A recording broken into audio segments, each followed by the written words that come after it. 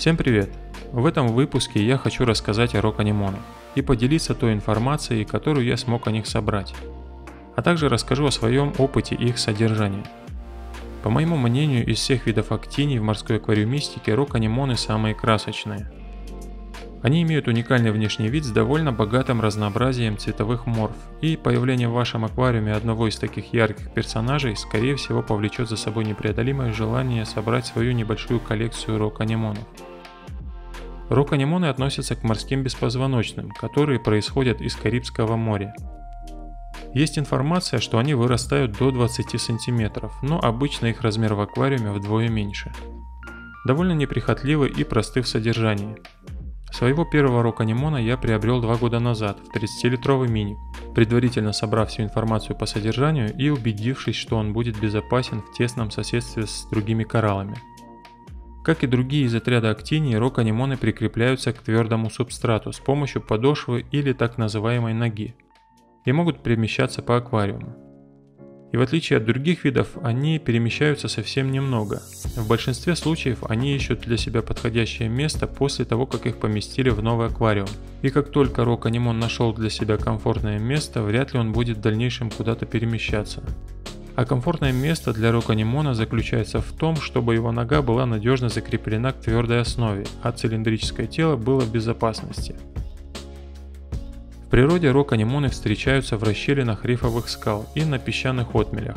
Они либо вонзают свою ногу глубоко в трещины скал, либо прикрепляют свою ногу к камням под слоем песка. В аквариуме они обычно выбирают место на стыке субстрата и камня, спрятав свою ногу в песок. Или в углу аквариума между стеклами, или они располагаются в какой-нибудь расщелине. Проблема в том, что рок-анемон может обосноваться там, где его плохо будет видно, ведь каждый аквариумист хочет расставить акценты при оформлении аквариума, чтобы самые яркие и красочные элементы были на видном месте. Для своего первого рок-анемона я склеил глухую пещерку из кусков керамики. С тех пор, как я поместил его в эту пещерку, прошло 2 года, и он никуда не уполз. А я в свою очередь могу поместить рок-анемон туда, куда захочу. Через год я приобрел еще 2 рок-анемонов. Для них я слепил пещерки из цемента и коралловой крошки. Я пробовал перемещать на длительное время каждого из своих рок-анемонов на верхнюю часть ближе к свету и в нижнюю часть под декорацию. И какой-либо реакции на смену освещения я не заметил. Что касается течения, по моим наблюдениям, думаю, все-таки лучше подходит слабое или умеренное течение. У них довольно быстрая реакция на кормление. Кормлю я их 1-2 раза в неделю замороженной артемией. Ротовой диск окружен очень липкими щупальцами. Я не сказал бы, что они очень агрессивны, в отличие от других актиний, которые перемещаются по всему аквариуму, сжигая всех на своем пути. Например, у этого рок-анемона в плотном соседстве были расположены кораллы, которых он иногда касался щупальцами, и никаких негативных последствий я не заметил. Если у кого-то есть негативный опыт соседства рок-анемонов с другими кораллами, напишите в комментариях. Еще одна особенность рок-анемонов – это половое размножение. При бесполом размножении актинии или делятся, или оставляют кусок подошвы, который постепенно превращается в молодую актинию. Рок-анемонам же для размножения нужен самец и самка. На зарубежных сайтах я находил информацию о том, что были случаи их размножения почкованием, но у подавляющего большинства аквариумистов сведения только о половом размножении. Определить, кто самка, а кто самец, можно только в период размножения. О других методах отличия я информации не нашел. Самец вытягивает свое тело вверх и выпускает в воду семенную жидкость. Самки же раскрываются, набирая воду. Как правило, в одном аквариуме все рок-анемоны синхронизируются в этом процессе. Как я и говорил, я приобрел себе сначала одного рок-анемона, потом подселил еще 2, в надежде, что мне повезет и будут разнополые экземпляры. Спустя примерно год я заметил, как красный рок-анемон выпускает семенную жидкость. Это было 22 июля в 7 часов вечера. Для наиболее продуктивного результата я остановил течение, собрал все это дело пипеткой и распылил над остальными анемонами. Я не был уверен, что 2 остальных анемона самки. Были мысли, что возможно это самцы и они просто не готовы к размножению. Затем я стал искать информацию о том, через сколько дней после этого должны появиться детки. Сведения были довольно разные, в среднем это промежуток 10-40 дней. Но уже через 2 дня вечером я обнаружил на песке светящиеся точки под этим рок-анемоном.